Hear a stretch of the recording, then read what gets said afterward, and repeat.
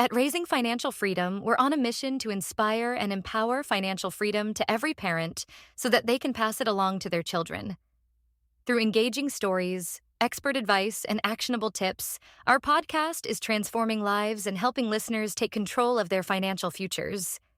Your support helps us produce high-quality, impactful episodes, expand our reach to underserved communities, and keep this life-changing content free for everyone. Whether it's $5, $10, or any amount, every donation fuels our mission and makes a difference.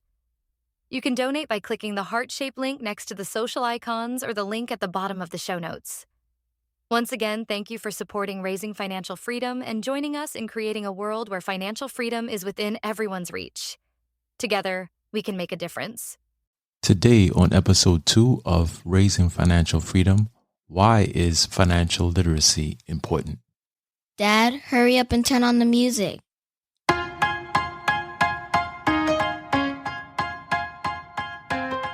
Have you ever wondered why some people seem to have it all financially? Do well-off parents simply hand their children money? Or is there more to this wealth thing? Welcome to Raising Financial Freedom, the podcast. We are here to talk about everything you never knew to teach your children when it comes to starting their financial future. The principles behind wealth and methods that are out there to teach your child about personal financial freedom. There is no real trick to earning other than learning. We are here to discuss, teach, and grow with you. Raising Financial Freedom, the podcast, with your host and concerned parent, Eric Yard. Let us get right into today's show. All right, so in order to answer that question, I think we need to answer or at least explore the drawbacks to financial illiteracy. Now, when a person is financially illiterate, they are unable to describe the prominent features of financial concepts and unable to manage their finances prudently. And when this happens, there's a financial cost right behind that. There are many angles from which the cost of financial literacy can be observed, such as savings are foregone and missed investment opportunities. Now, for me, I know I missed a lot of opportunities. And as I think about it, this is not something I want for my child to miss out on. I don't want her to say, hey, I missed a lot of things and I could have learned more. For me personally, I don't want my child to say, hey, if I had started earlier, I would be better off right now. And I wish someone had taught me this when I was much younger. So I feel that children should start at a very young age. The financial cost of not knowing can also be observed through the lives that are destroyed by financial law or wrecked with financial bankruptcy. Some of the other angles to the impact of financial costs are marital discord, paid higher prices, and above all, unfulfilled dreams. So I know you're thinking, as a parent, my child goes to the school system, they got me. I know they're taking care of my children. And just to let you know, no, that is not the case. Think about it. When you was a child and when you went to school, how much financial education did you get? Do you think it was enough? Do you think it was actually the amount needed to set you right? To set you right in the right path? Do you think things have changed since the time you went to school? Now, as of today, the Council for Economic Education, 21 states now require high school students to take a course in personal finance, a net increase of 4 states with 5 added requirements since last survey in 2018, and 1 state dropping its requirement. I'll leave the link in the show notes for you to refer back to it. Now, check this out also. 25 states require high school students to take a course in economics, and an increase of 3 states since 2018. Now they're not even learning how their money works within the economy. And like I said, this is just one class, both for personal finance and for economics. One class is required. Can you sit there and be okay with this? I surely can't. Those numbers is not good and not prosperous. Financial illiteracy is not bonded to any social class. All economic classes of societies are affected by it. It affects the high to low income families to even the very high income educated families. I know you've heard the story time and time again about athletes who are high paid and then after their career, they've gone completely broke. Or high paid athletes who are getting paid right now and are living paycheck to paycheck, which to me just doesn't make sense. That just shows you that there is a large amount of people out there who are financially illiterate and who were just never taught how to manage their money. Also, lottery winners completely gone broke right after they won their money within record-breaking time. According to research, 2 trillion consumer debt is carried by Americans, and out of which 30% of consumers have little to no extra cash that make it impossible to dodge a paycheck to paycheck lifestyle. One of the other problems is that people become a victim of lending because of lack of information about finance, subprime mortgages, or even fraud. High rates of interest along with bad credit and bankruptcy is the worst effect of financial illiteracy. Poor financial decisions by a person with a large amount of debt is also another impact of financial illiteracy. So as I tell you all of this, take a look at yourself.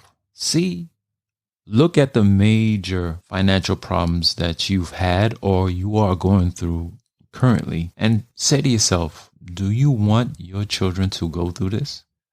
Can they learn this at an earlier age and try their best to avoid it? Now, with everything I just went over, why is financial literacy important? Just because of that. Just because of those same reasons you don't want your child to go through. You may have went through those same problems, but there's no need for your children to go through it. Break that chain and let's get them started in the right way. Now, I know what some people are going to say. Oh, Eric, I don't have the time, or I don't know what to teach my child or what to give them in order for them to get started on that path.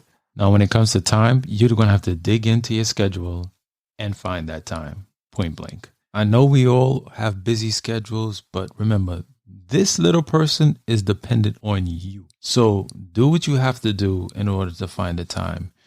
Break it up in small little chunks or just make a whole day for it. However you choose to do it, find a way to do it. Now, when it comes to what to teach them, you have the internet. There's a lot of things there that you can find to help you teach your child's books, programs, all types of websites there that could help you teach your child what, they need to know. But I am going to tell you what you can do. What you can do is subscribe. Subscribe to this show, and I guarantee you we will have an array of people and products on this show that will help you and steer you in the right way with all type of different methods that you could pick and choose from that best suits you and your child. What do you got to lose? For a few minutes out of the week, you listen, learn, become wise, and you pass it along to your little one. I think that's a win-win for you.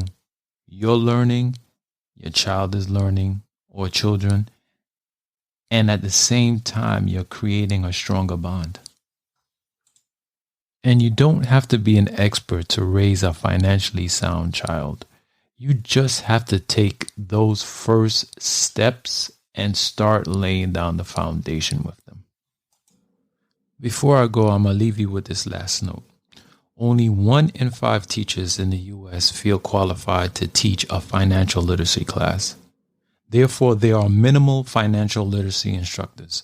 Financial management quizzes are not part of school assessments and financial exams.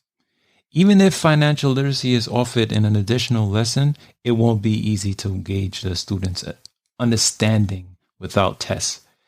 There is also no government effort towards pushing the financial literacy lessons within schools. There have been no special task force or federal authorities to push for personal finance classes. I'll leave you with that food for thought before I see you on the next show. Speaking of that, I'll have a very special guest for you. With all that's going on, and all the hurdles placed in front of her, she still finds a way to spread the message of financial freedom. So until next time, please like, share, and definitely subscribe. We really hope you enjoyed this episode of Raising Financial Freedom, the podcast. Stay connected with us directly through raisingfinancialfreedom.com. You can also join the discussion on social media, which you can also find links on our website. If you would like to speak with us, please send us an email through info@raisingfinancialfreedom.com. And as always, thank you for pushing your mindset towards a better reality. This concludes the most thought-provoking portion of your day. Don't forget to please like and subscribe to stay fully up to date. Until next time, be kind to yourself and each other.